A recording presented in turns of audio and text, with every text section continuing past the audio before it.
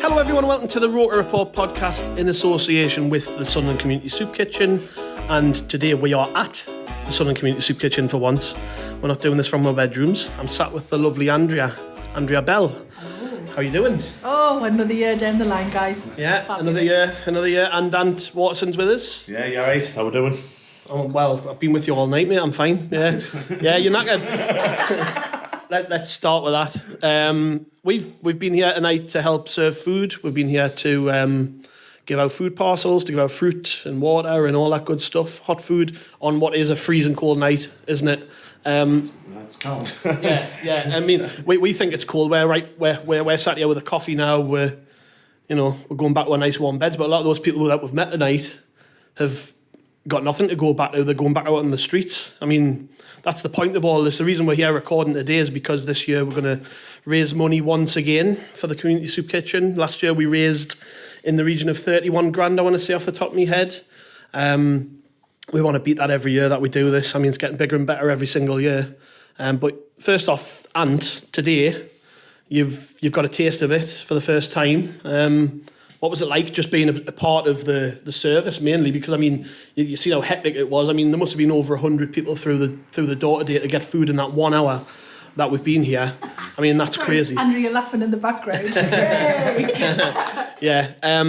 What did you make of it, first and foremost? Right, for a start, I don't think I've been told off more in an hour in my entire life. No, I have this last hour, which probably shows me performance tonight. But yeah, what it is, massive eye opener. Like, we've served netting 100 people tonight, and you just don't. You kind of take that for granted. You take that for granted when you're sitting in your house at home and you're complaining that your kebab's late or whatever. You just take everything for granted. That these people are desperate. They're hungry. They came in. Not one was a bit of bother. They stuck to the rules. They engaged with us. Yes, it's how many people we put through this place tonight. It's a huge eye opener for me. I have to be totally honest with you. No, I would agree. Every time I come here, it's an eye opener because there's always something different. Tonight I've seen people I know, for instance, and it could be anybody. One missed paycheck. I mean, we've talked about this before, Andrea. You are one missed paycheck away from having to rely on help of others. If the pandemic hasn't taught you anything, it could be anybody. Yeah. I mean, come on, it could be you or I or anybody. And it's just, we were talking about the pandemic earlier. We didn't stop all the way through. We followed all the rules, but we delivered to people's houses, because lots of people who you'll have witnessed tonight, it's not always food poverty. Sometimes they're lonely.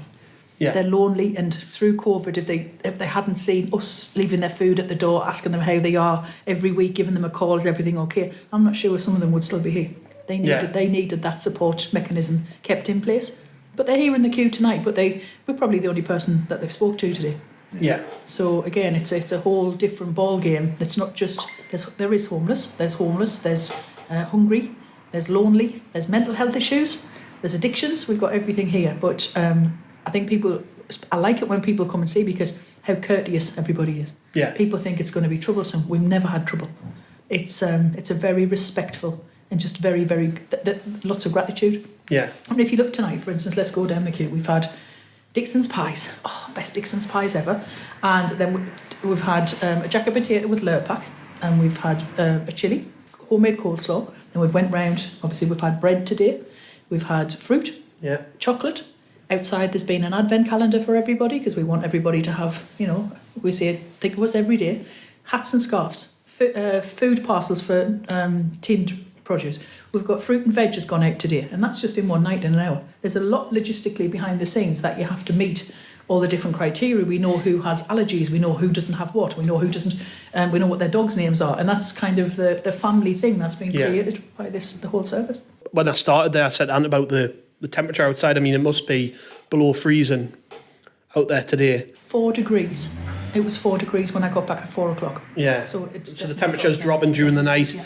And like I say, some of those people we've met today are going out there with a full belly, but they're still going out onto the streets and into the park and sleeping wherever they can get shelter. I mean, it's a fact of life, isn't it? That's happening, and it shouldn't be a fact of life. I mean, it shouldn't be the case that there's 100 people coming through the door today to get fed by you guys. I mean, it's an unfair society, isn't it? And people struggle, and they turn for help when they need it. And it's great that you're here, though. It's great that... How big we've got now. From the first time you met us, from working from a tiny little van, then a tiny little church. Well, I said that before, yeah. The first time we ever did this, me and Tom came to see what you did, and we walked into the church in Hendon, and it was tiny, and there must have been 15 people working, food everywhere, Ninjas. Unreal. I mean, hats off. I mean, you think this was hard work tonight, and that was a different kettle of fish in that place. We've got space here. We've got space. Everything's got a place. We had no storage. We had 100 people, 7 nights a week. Bank holidays, Christmas Day, we just never ever stopped. But there just wasn't storage space. Wasn't tripping over. It was handled, but there was no. On a Saturday, for instance, because the church had Sunday, 3 hours to empty all the cupboards, all the stuff, all we had that week. Back out the church, then come back on Sunday after service and put everything back in again, another 3 hours. But that was the dedication of the team, That was the dedication of what people did to make sure people were fed. Yeah.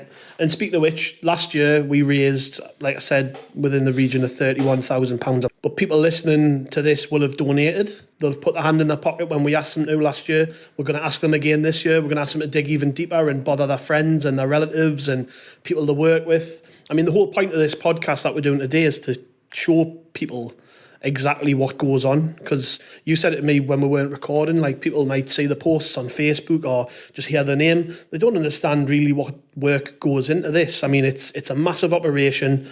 And 46 volunteers. It's not 46 volunteers. How many full-time members of staff? Two full-time members of staff. So part-time and me. It might seem like a very small operation from the outside, but it's not. It's huge. And what you're doing in the city for the people who otherwise wouldn't get any help, I mean, let's be honest. It's funny, Gavin. The other day, obviously, the guys came, we want to support you, and then all of a sudden there was a huge group of you this year, about 16, wasn't there? So it was gone from you and Tom to this huge group. So Gavin, could you tell them what you do? So we put a list of what we did, and it just goes on and on and on, because there's furniture, there's clothes, there's.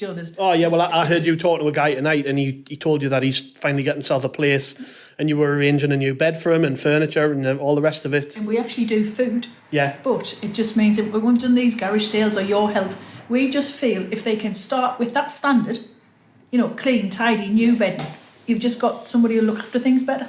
Yeah. And they do look after things. The only thing which I would say, there's just not enough people doing it. It's all right moving somebody into a new house, an empty house, but they have to have furniture. I mean, we've got a young lady, and she contacted us on Facebook, and again, she's moving into her property with nothing. How does a woman with a child move into a house with nothing? Yeah. So now, obviously, we've discussed, and there's some support mechanisms gone in place, but the fact she contacted us initially, there wasn't, in her head, the support there.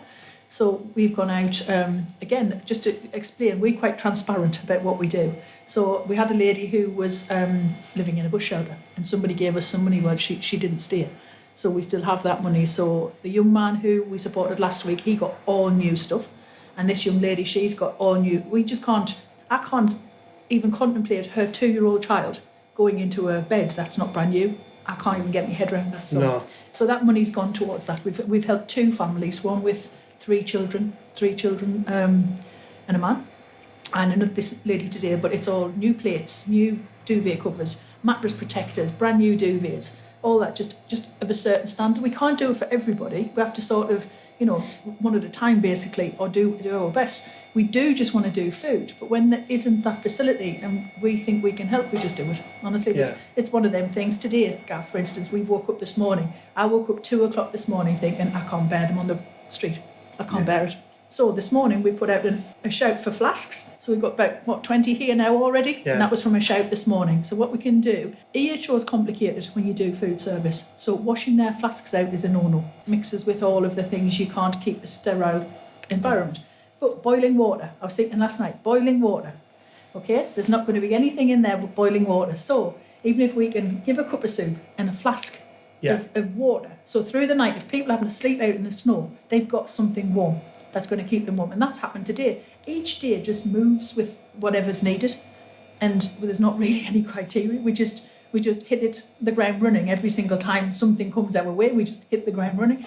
We've got that many people now with that many skills. We've got letting agents. We've got all sorts of people from different backgrounds. And we just put the message out and that's it. The stuff just starts turning up and people message it out. But we've done lots of people who are being rehomed. We're a food service, so in a sense, people need to maybe pull their socks up of people who actually do that job, because we shouldn't be doing it. But when the people come to us, they've tried other places and it's complicated. Yeah. So I think life shouldn't be so complicated. No. Just get them helped. People like our fund that we'll put together, that food-wise, it supports the food, but it also, sometimes you've just got somebody who just needs that extra support. We don't buy new clothes. I mean, sometimes we do, don't get me wrong. We've had underwear, we buy new underwear. But they're quite happy with it. We launder everything for the clothes. It was all hanging for 72 hours. Everything was done to COVID. But our clothes service is packed every week. People needing warm coats. I mean, you've seen tonight we had sleeping bags. We've got foil blankets. We've got hand warmers. There's just so much has evolved to keep a person warm. It's a big thing, especially getting somebody through the winter gap. So it's became more than a soup kitchen then. It's more than a soup kitchen. It isn't a soup kitchen, it's a lot more than One that. of your people said the other day, you change lives. We do. Obviously there's another company called that. We can't. It's not what we ever want to be called, but that's what we do. Well, you've seen the starfish when we put it on, that you can't make a difference to everyone, but you can make a difference to that one starfish. Yeah. And that's the only way we work. It's the only way you can do it. And every day, actually, the volunteers laugh, because I can wake up on a morning with nothing to do, and by 10 o'clock there's lots to do, and it just. I mean, we've got 7 people answering messages. When the lady was in the bush shelter, we had 700 plus messages in a week, and that's really hard to answer. We're courteous where we don't not answer people. It was just 16 hours a day answering messages. Yes, thank you, she's great. And that's wonderful, a concern. But sometimes it's more work than people think. We're not knocking it, because that's wonderful that people support us.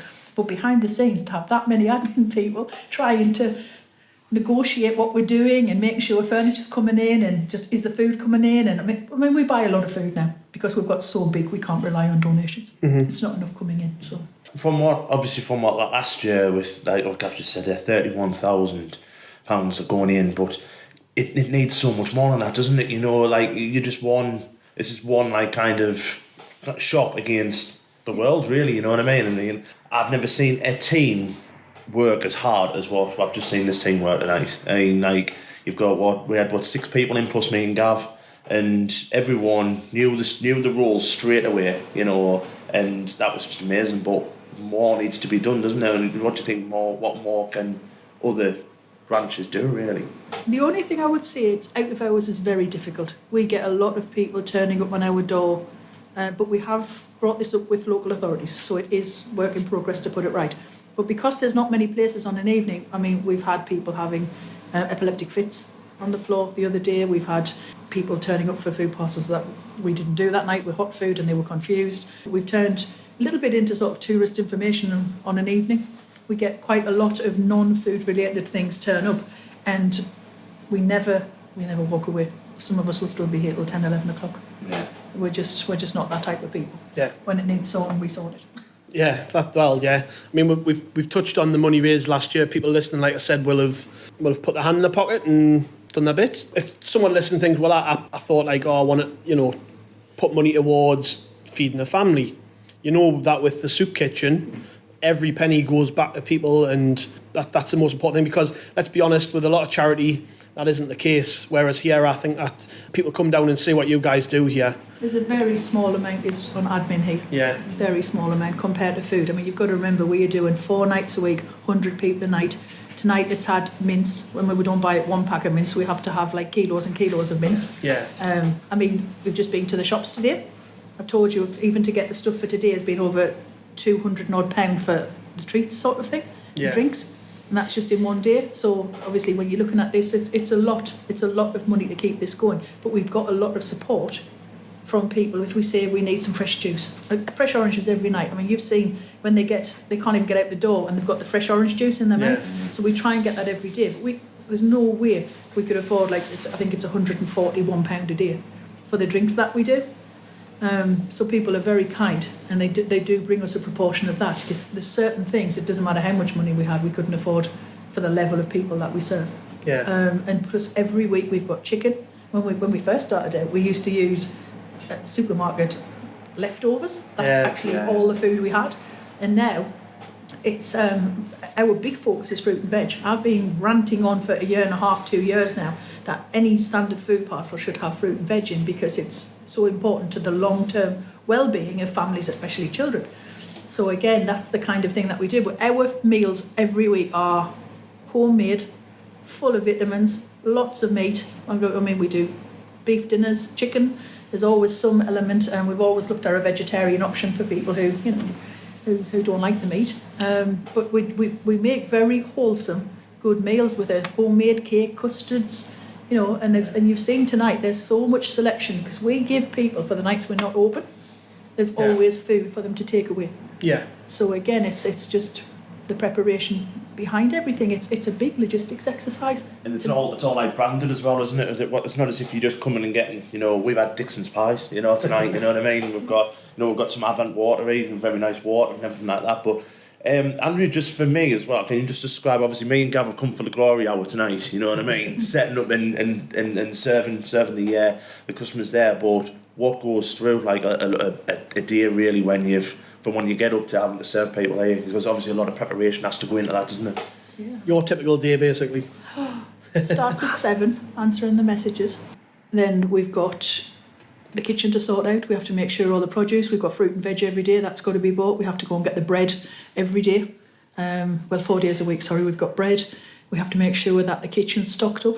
We have to make sure, I mean, if you look, we've had toys, we've got deliveries for toys, household items. I mean, it took us a whole week to kit out one man's flat. It was non-stop, trying to run around to get everything that he needed. To be honest with you, it's hard to kind of pinpoint what my day is, because I haven't had a day off. We know this in 2.5 years. I've never had a single day off. So it's just every single day something happens, and the messages, we have to act on them. And quite a lot of people want to be part of what we're doing. So just going forward, I mean, I know we're probably going to bring it up later on. We've been looking at a couple of the guys who you met tonight have got kind of gangrene and things like that, and black feet. Oh dear. So they're not very good. Guy in a wheelchair with no legs. We've got 2 with 1 leg. So, and again, if they'd maybe been picked up quicker, they may not have lost some limbs. You never know. So we're looking at a better health plan for the new year. We've got podiatrists are going to be coming in. Neville, who's been here tonight, Neville Ramsey, my friend, he's going to go and cut hairs for free. We're going to set up a little salon at the warehouse. And we've had some dentists have said they'll come. They can't do any treatments, but they'll recommend what needs doing, because some people's teeth aren't so good here. So, and they have toothaches all of the time. So we've looked into that. So again, the food side of thing is huge, but it's just developed into more of a bigger service. So people who tell us something, we just act on it. And we think we should be able to give people time. I mean, I used to work in the doctors, they get 10 minutes. So some people don't have the confidence to put their problems to the doctor in those 10 minutes. So we're hoping that we can, you know, in the new year, even help with that, even if we can get people treated, not any quicker, but signposted quicker. Yeah. I mean, we signpost to help with gas and electricity. We helped with gas and electricity last Christmas. Part of the funds, there was just people who didn't have any. There's no point in giving them a food parcel when they can't cook. Yeah. So again, there was 16 people that we helped with quite a lot of money for gas and electricity. Yeah. But it's just a big problem. I mean, poverty. I think people, it's okay for all of us. We can put our heating on, and we've probably generally always got food in the cupboards, and we can always pretty much pay our bills on time. The people who we are helping are struggling on. Some of them, I've been talking to a guy today. I mean, £47 a week. How do you kind of just we're shaking out, all of us are shaking our heads now. Some of us, that could be, I don't know, a night out, 2 nights out with a takeaway or something. And it's just that, yeah, and that's what people have to live on.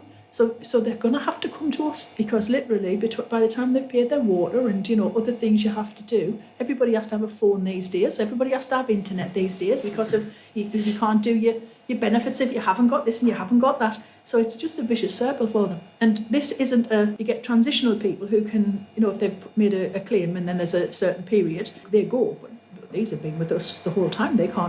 We can't stop now. They wouldn't have food. What I think about is when you're like, every single person who walked through that door today has got a different story. Every single person's got a different problem, a different reason why they're here. Well, there's nobody taking the mickey, is there? That's it. There's no. People have it. Oh, they're taking the mickey. It's not. There's nobody. They just need some food. Yeah. What my point was that these people, when they're coming along, and like I say, they've all got a different story, but without that intervention, it makes you wonder, doesn't it? Like, if there was no intervention there, if you weren't here, offering a helping hand, what else would that lead to in their life? You know, like you can't put food on you if you can't eat and you have no money. People have a perception of the people that would use a service like this. Yeah. I mean, you saw that young mother. She had a baby in her arms. So we said, have you got transport? Yes. Could you go and put the baby back? It's going to be too cold. So she had what, seven to feed? No, was it 9 kids? I think she wanted 9 overall. Seven children and 2 adults. She'd never used the service before. So you saw us, we courteously stopped everybody. We asked, is it okay? They said, yes, she's brand new. So there was a service all for her. So she didn't feel under pressure. She could get back to her child as quick as she can. Now, that woman, she's just said, I've never used you before. I don't know what I'm doing. So we made it as easy and as comfortable as we can for a person who's probably ashamed to be in that position. The fact she's got her baby wrapped in a blanket in her arms coming here. So, as I say, we just... Well, that's what I felt like amongst everyone here who came tonight. Not one person was, judging or, trying to rush people on. Everyone just took our time. Treat everyone like a human being. That's the most important thing. Like I say, every person who walks through that door has a different problem, but they're not judged for it. The thing is, we've had a lot of the people that come to it for a long time. We know their dogs' names. We know the ins and outs. Yeah. I can crack on because they all think I'm tough as old boots. I don't know where they get that from. But yeah, and they're really very respectful to me. But they just know where we all stand. They know.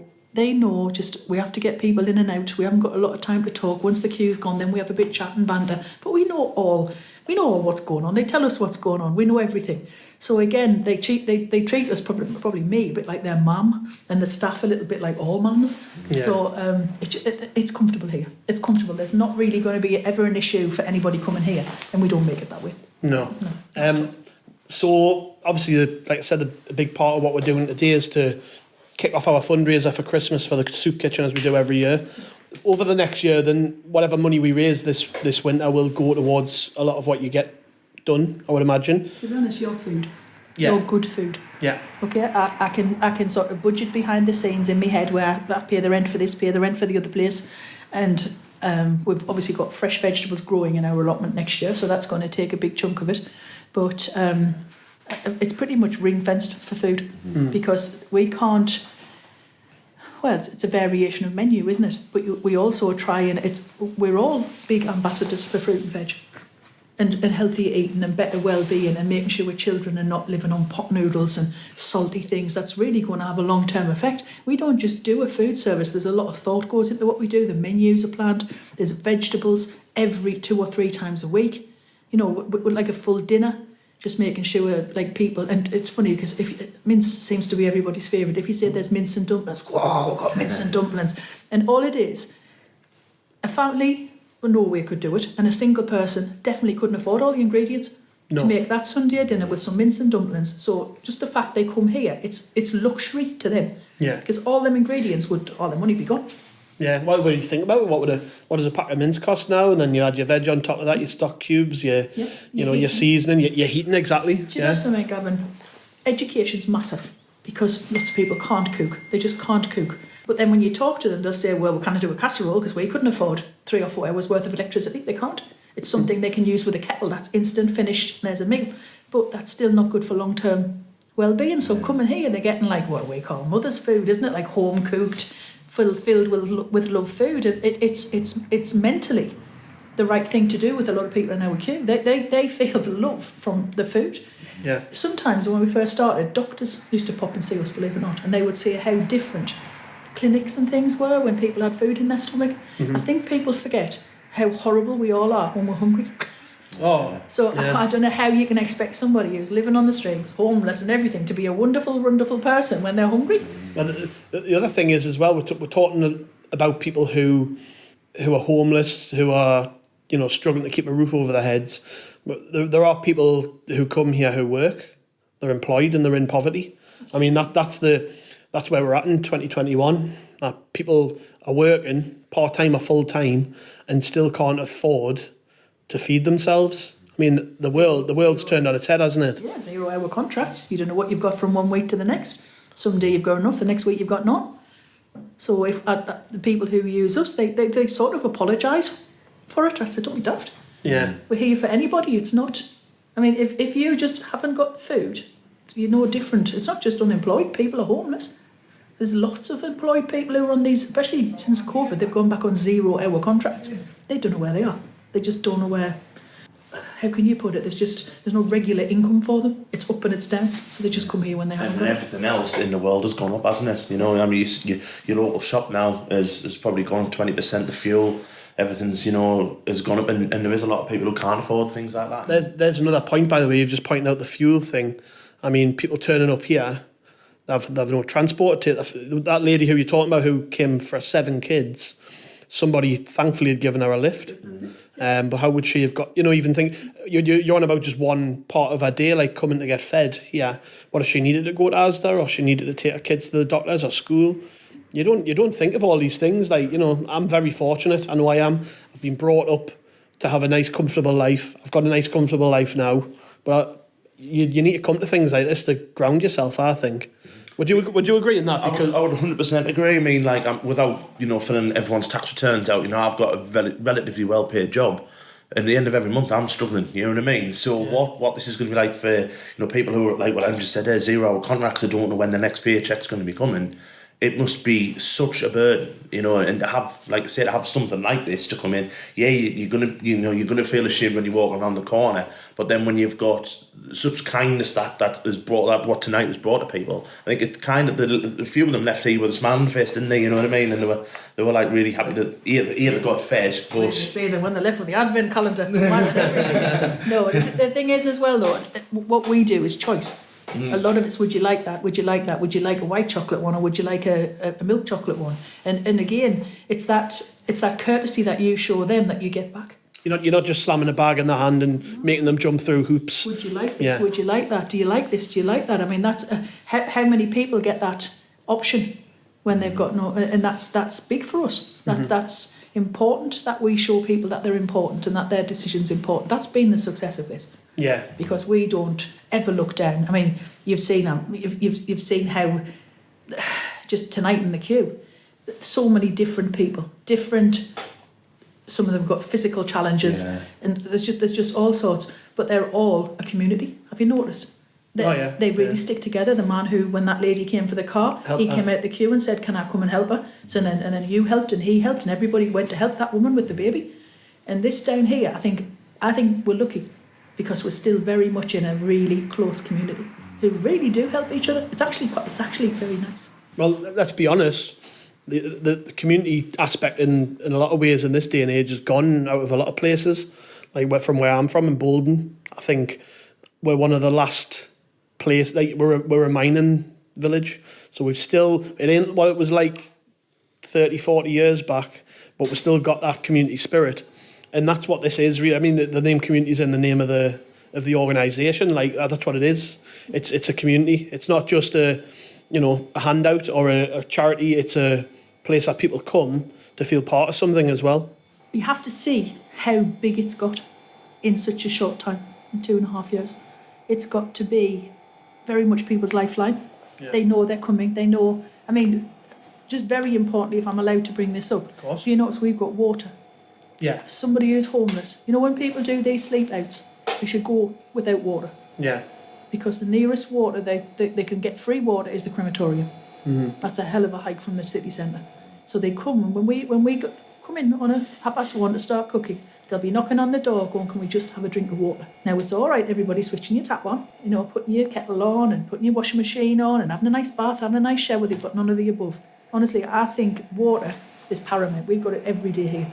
Water is a massive. I mean, we haven't even talked about water ever when we've done this. I think when you're in a privileged position like we all are, you totally underestimate what drinking a lot of water does for you. You sleep better. You're a better person during the day. You're more active. Children learn better. Yeah. And then, I mean, there's people who live on energy drinks and tins of pop, and I sit with a cup of coffee, but I don't drink loads of it. You know what I mean? Water is huge, and you're right. I've never even considered that. When you're out and about on the streets, you got no money. You can't go buy a bottle of water. There's no water fountains anywhere. Would be when it's hot. And when it's hot, exactly. Yeah, when you're parched. I can remember, Andrea, when I came to help in the summer, I came to do this same thing in the summer. It was a boiling hot day. Sun was cracking the pavement, and they were taking 2 and 3 bottles each of water because, it was horrendous.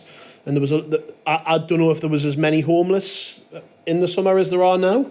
There's around 50. There's around 50 homeless at the moment. Yeah, just in Sunderland city centre.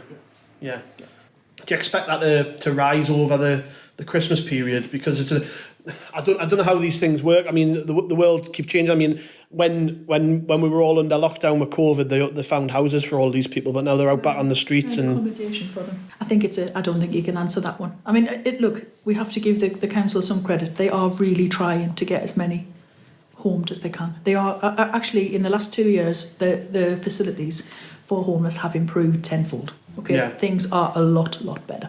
Food parcels are still not as good as I'd like them to be. You know, I think there should be fruit and veg in them. I think it should be standard across the board in Sunderland, but it's work in progress. But there is a lot of good being done, and they are trying. Some of the people don't want to be homed. You've got to remember that.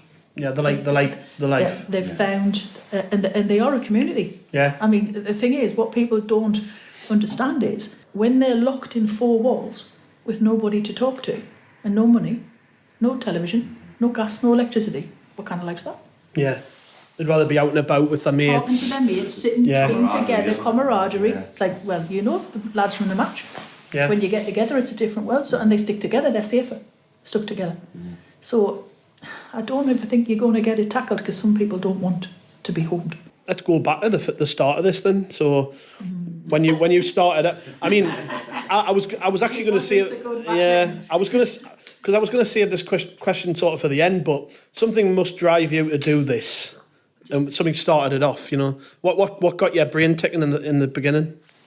To be honest with you, I mean, I've told you privately, but I've never ever. It was just a woman who had to physically sell her body to feed her children, and I didn't. Yeah, I remember we talked about that in the first podcast we did. I didn't even know this kind of thing existed. Yeah. You were a letting agent at the time, is that right? Yeah. Just like, surely can't somebody help you? No, and we did try it. At that time. We tried everywhere, and we could not get what that woman needed. And as I say, when I went to visit her, she'd had to go to that extent to feed her children, and I just thought it was wrong. Yeah. Oh, well, yeah. More than wrong. Yeah. So, and then people aren't listened to. Yeah. You have to listen to stories, and you have to get background of what makes people do what they want to do. And there was more. There was just hungry people. It was just hungry. I mean, there was some people with addictions, and to be honest, when you fed them, some of them was 5 stone wet through.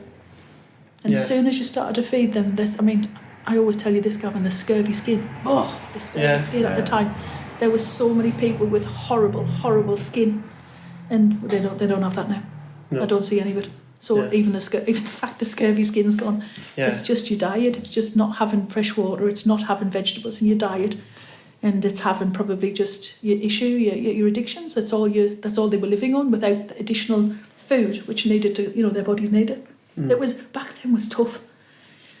It was. We used to come across so many. Now there are so many more facilities in Sunderland now. Honestly, there's been a lot of investment.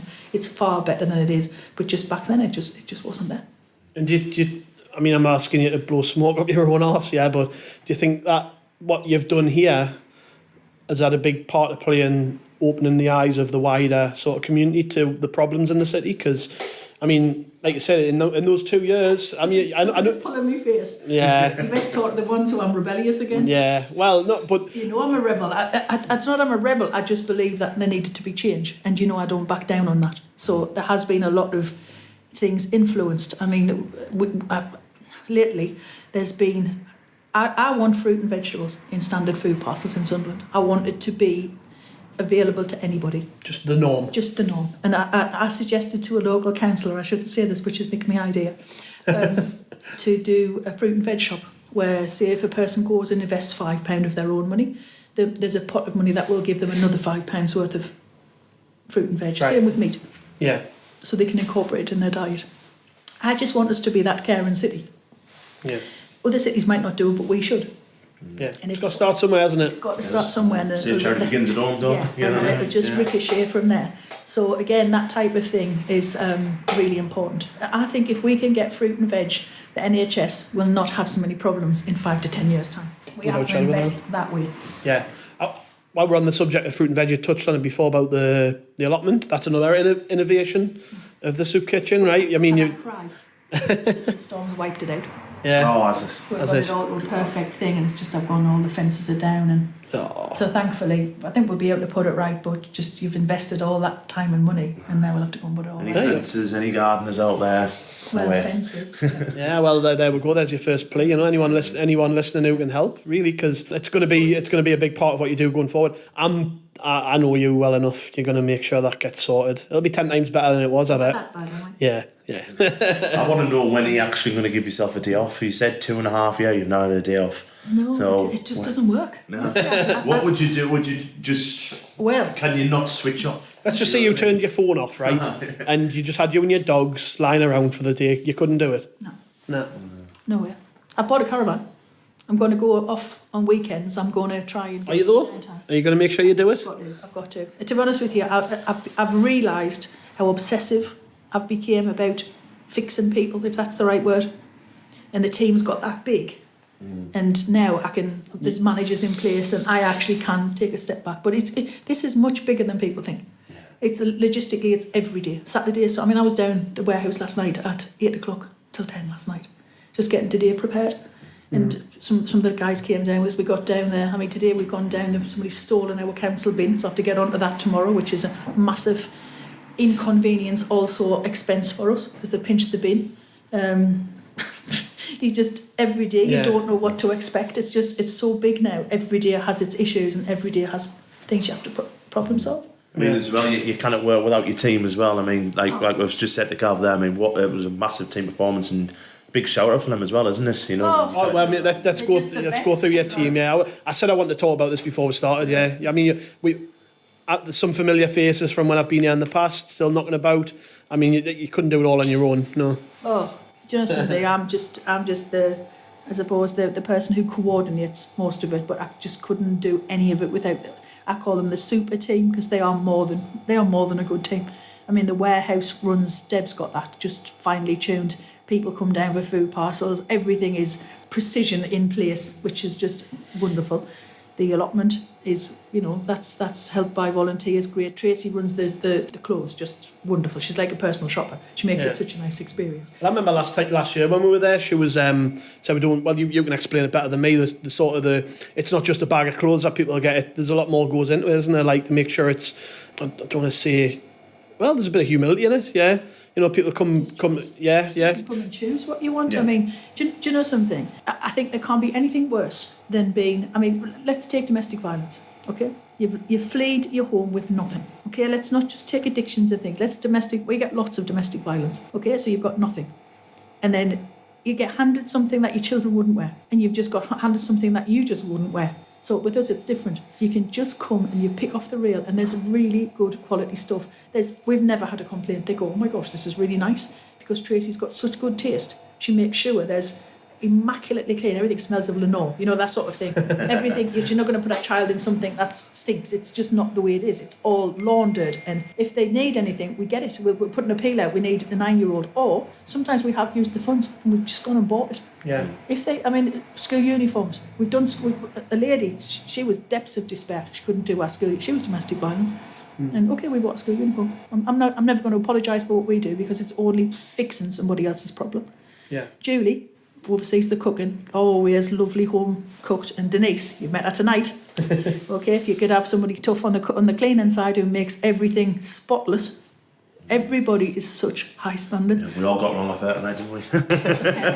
I got told off for not cleaning all of the floor. She said, when you do the toilet, you do all of the floor. I went, all right, sorry, guy. Get down and do under the benches. Yeah, she's a tough cookie, but the whole team. There's just so many different people. I mean, some of the guys who come, the band is just amazing. Football guys, they talk football, and even when they come and they're cooking through the day, the ladies and the gents, they're all chatting about the same thing. I mean, remember, we've got some season tickets. A lovely man for his birthday. Yeah, we helped with the coordination. That was good. Absolutely, Yeah. Absolutely. And let's give the club credit as well. I mean, you can explain better than me what happened. Well, this lovely man. It did come from a bit of adversity, really, when the grass didn't get cut for the market, isn't it? Because obviously, we've got a market on a Sunday. Yeah. We've had to help small businesses, and we didn't get the grass cut. And the man liked the fact that we all got together and cut the grass.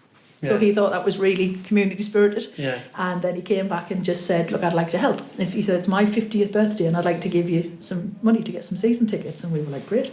So just to give you some indication, we've had families there, we've had our guests there with their families. We got tens, enough for 10, good season tickets. Oh, the bang on the halfway line in the west stand, the nice ones. Yes, we've got the really good ones. And then I think we're east when we see the players come out. Sorry, so are you facing the tunnel? We're facing the tunnel. Yeah. Yeah, so you're in the east stand. East stand. So you're in the posh seats. We're in the posh seats. They're the prawn sandwich seats. That's what we like to think we're the prawn sandwiches. And then the club kindly gave us 10 more concessions. So obviously we've got children, and just to give you some indication, we had a lovely school. So maybe slightly more hard to reach young people. Let's put it that way. And because they're under 18, we can't really help for insurance purposes. So I said to them, would they benefit from going to the football match? So they're all going with their families to a football match. So that's what you can do. You can change. They wouldn't get the opportunity to do this kind of thing. No. So that's what that man's achieved. He won't ever let us say who he is. No. He's a local lad. Lives in Australia now. And to be honest, I class him as a friend now. He's a good guy. I think it's something as well for just for that, as in going to the match, it just takes your mind off life for an hour and a half, doesn't it? I mean, you're probably coming out in a worse mood considering Sunderland's form, but it's just that kind of step away from your life, isn't it? For all of us listening, football's an escape from reality, isn't it? Yeah. It's something to whinge about for 90 minutes. Like, it takes you out of whatever problems you've got. Do you know something? Your football becomes your life for that moment. You can keep up with you lot on Twitter. It's degree level. Like, these are just the most outstanding people on Twitter. I think it's fabulous. I mean, just to give you a little bit about the foundation. I think are they apprentices or they're on like a scheme that they do all sorts. The young people. They came and helped at the allotment, and they were absolutely fantastic. If I'm truthful, there was one of them who the lads pointed out doesn't get food, so we've made sure they've got food now, because it was just a little bit of a sticky wicket. But anyway, I said to them when we were talking, I said, do you go to the match? Do you get like privilege? They went, no. I said, right then, so they're all coming. We're all going next year to the match together. And I said, so I'll see you next year. And that's the kind of camaraderie that even those young people, I mean, there was just, I think I was all their mums type thing. And we got the McDonald's and naughty stuff that they shouldn't be eating. And we made them do the lists and things. There was 16, 20 of them at one point. So we made them organise the lists of the foods, and part of their day was to organise their day. But they were just the best young people. I have said, any of you become professional footballers, mine, you got to remember who I was. Okay, you better come back to us. So, but they were so lovely. But we're all going back to the match next year. We've booked a match where we're all together. So again, it's just given, they might be linked to football, but they never got that privilege. So we've given them that as well. So to give these young people, that scheme has different levels of people's backgrounds. There's very varied. So to be able to give everybody the exact same chance, to me, is very important. Yeah. I think we'll wrap up in a minute, but just to sign off, we're going to... 6 hours. I could stay all night talking to you. Telling you what's been going on and on. I know. We might do a little update halfway through the month. I don't know. Just a quickie, if I may say, just thanks, guys, because it's been lovely to have you here to see what we do. Because it's not hard. It's hard to describe. It's not easy to explain what we do on a daily basis unless you see it for yourself. But there's nobody ever leaves here. They always say, I didn't expect that. Yeah. It's never what they expected. It's always faster paced, more people, great food, this and that, more selection, more extras, more everything, nice banter, extra this, and that's what I need you to see. But that's where your money goes. It's just great to see that, though, as you just said there. It's great to see that something that we've put on for the last couple of years, our fundraising. We've put our hearts into it, and it's great to see where it goes. I've come in tonight, and this is my first time here, but we've served 100 people, whatever it was, but we've got it's not the bottom of the barrel stuff. It's high quality stuff that they get. So for anyone who is listening, your money that you are putting into this fundraiser is going a long, long way. Yeah. Just as well, I'm a stubborn old mule. I don't put in for grants. We might have to next year because we're growing to I wanted to self-sustain, because then you can guarantee what you're doing. So we have self-sustain, but it was very much down to you. It was very, very much down to the public support that you gave us. I would have had to really be working a different way, and we wouldn't be having the really good food that we got if we didn't have you. And do you know something? We just can't thank you enough. You have helped us grow where we were needed. We couldn't just have stayed in that church. It would never have. We couldn't. It just wouldn't have worked. And the volunteers wouldn't have stayed. It was too hard work, in out, and too small. And they just So the team has developed because we're purpose-built now. And honestly, a lot of what you gave us last year has gone into this place. Yeah. The costs for this. No, that's what we haven't actually mentioned where we are. We're at Albert's Place, which is named after Albert Gibbons, the former proprietor of this place. It used to be a butcher's. It's now a lovely kitchen that serves people So people all year just round. come to Albert's, they don't come to the soup kitchen because there's a bit of stigma behind that. So they just go to Albert's, that's what they call it. When I was here last time, there was one lad called it Albies. Albies. But there was lovely stories about him, isn't there? There's so many lovely stories. So we were trying to, he was a big man of the community, so we're trying to just step into a big person in the community's shoes, if you know what I mean. Actually, I heard someone call it the soupy. Matt the soupy. I still got the posters on the walls, of the cows and we thought pigs, everybody likes it, so we just hung on to that nostalgic side of things, and it was this was an empty shell. There was a lot of money, other organisations invested elements of it. A lovely kitchen company put us the kitchen in for nothing, so lots and lots of kindness. But look how we work now, guys. You've seen it from the start, Gavin. This is where there's nobody could question either how we spend the money or how we work. We're just growing and growing and growing. And that's where this year it's important for people to dig deep, from my perspective, because we don't ever want you to be in a position where you are struggling. We want you to put it. I mean, it's a sad situation whereby the public look to you for help. Really, this shouldn't be a thing. Poverty should never be a thing, but sadly it is. And the fact you're here to help people. Do you know what's frightening, Gav? We really only cover this area. So what's the scale of the issue? The scale of the issue? We used to get people from South Shields. I remember meeting a young couple who were 16, 17-year-old. And they'd been given a bus pass to come all the way through to see you, went to church, just to get fed every night. And they came every night and got fed every night, That's sad. It's sad. But like I say, this next year or so, people can make a difference by donating to what we're doing. By the time this goes up, our fundraiser will be live on GoFundMe. You'll be texting us every 2 minutes. Gav. I don't know what we turn into. You get obsessed with it, like. Totally obsessed. Absolutely. And the thing is, it's just, for me, don't get me wrong, it's the excitement of everybody helping us, everybody being part, and everybody got our backs type thing. It's just it's just people's appreciating, and we get loads of lovely comments on Facebook. You do so well, you're all angels, you're all this, you're all that. But it does take money. Okay, you can be as good as you want and as kind as you want, but you still can't provide all of this without money. So it's dead important, and as I say, we have relied on this heavily this year. And this year we're putting our money where our mouth is, and probably already out there by the point this goes out. But we've, as a collective, decided for the last well over a year now to put every penny of the ad revenue we've ever made from Acast, the platform this podcast hosted on, back into the soup kitchen, which will be a £13,000 donation this year, which is huge. Biggest donation of probably. I would love to see it matched. You never know, but that was our big play for this year, that we wanted to be able to kick this off and show people that we mean business, because we made over 31 grand last year. We want to double that. I want to triple it. I want to make as much as I can, because I know it goes to the right place. It would just be spent wisely. It would just be continuing to be able to keep the service levels that we've got. It would just be sustainability. So that's what you're going to help us with, just sustainability. It's always a pleasure. Just thanks for being behind us, guys. It's dead important. Thank you very much.